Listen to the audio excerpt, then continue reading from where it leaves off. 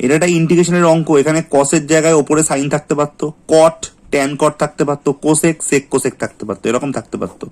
যখন এরকম থাকবে তখন তোমার কাজ হবে, এটা limit, lower limit upper limit, তোমার কাজ হবে এক্স এর জায়গায় এই π/2 মাইনাস এক্স লেখা।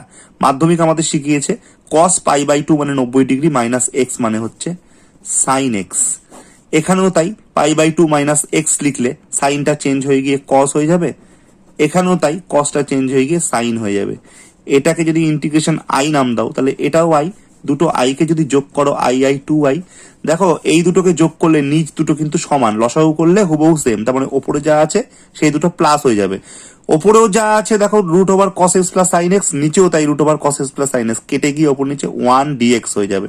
এই যে ডিএক্সটা, যেখানে ডিএক্সটা আছে, ডিএক্স এর ইন্টিগ্রেশন হয়ে যাবে এক্স, লিমিট ছিল 0 to π/2, 0 to π/2 এখানে বসিয়ে দাও, 0 to π/2, তাহলে আপার লিমিট এক্স এর জায়গায় π/2 বসলো, মাইনাস লোয়ার লিমিট 0 বসলো, তাহলে π/2 থেকে 0 বাদ দিলে π/2ই হয়।